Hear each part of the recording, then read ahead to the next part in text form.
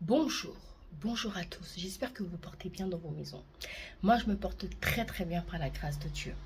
Alors, aujourd'hui, je veux simplement encourager une personne en disant, garde ta foi, garde la foi.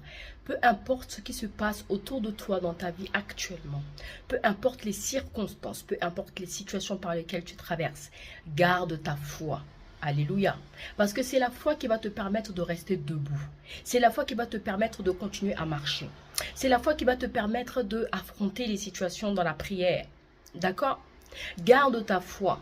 Ce n'est pas parce que Dieu ne t'a pas exaucé dans un domaine qu'il ne va jamais t'exaucer. Des fois, Dieu permet que tu demeures encore dans sa présence, que tu demeures encore dans la prière, que tu demeures encore dans les jeûnes, pour qu'il puisse encore t'émonder, pour qu'il puisse encore te faire croître, pour qu'il puisse encore te faire grandir. Parce que si Dieu te donne la chose maintenant, est-ce que tu vas continuer à prier? Est-ce que tu vas continuer à jeûner? Est-ce que tu vas continuer à intercéder? Oui, des fois Dieu ne manifeste pas la chose maintenant parce qu'il veut que tu puisses encore grandir. Tu n'es pas encore au niveau auquel Dieu t'attend. Il veut que ton niveau monte. Il veut que ton niveau monte. Donc, il ne te la donne pas pour que tu continues à prier. Tu continues à le chercher. Et lorsque Dieu sera satisfait de ce qu'il a déposé, de ce qu'il manifeste en toi, tu verras l'accomplissement de la promesse. D'accord? Donc, ne désespère pas. N'abandonne pas. Dieu est avec toi. Fortifie-toi et prends courage. Le Seigneur est à la porte. Jésus est de retour.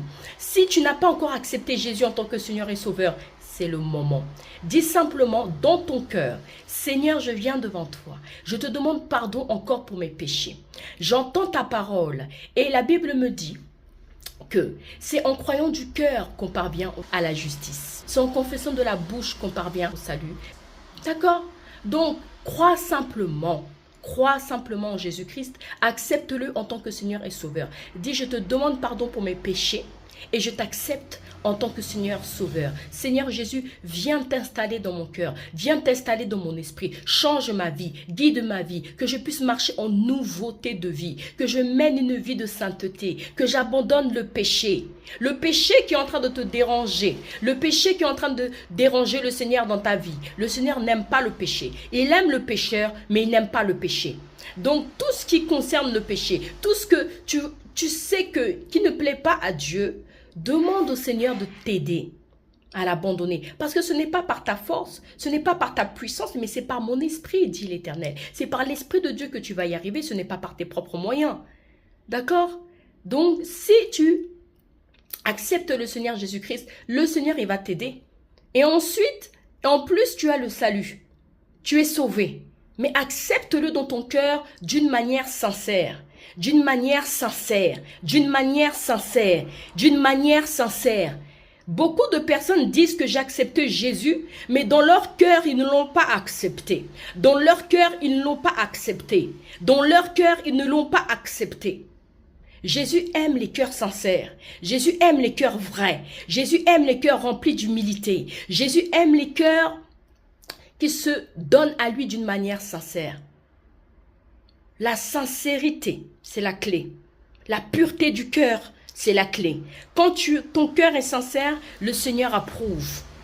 Dieu n'aime pas l'hypocrisie. Dieu n'est pas dans l'hypocrisie. Dieu n'est pas dans la fausseté. Dieu est dans la sincérité du cœur.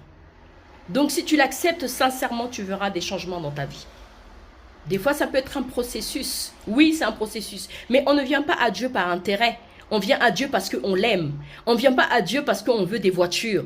On ne vient pas à Dieu parce qu'on veut forcément la guérison. On ne vient pas à Dieu parce qu'on veut des maisons. On ne vient pas à Dieu parce qu'on veut des enfants. On vient à Dieu parce qu'on obéit et parce qu'on l'aime. Alléluia.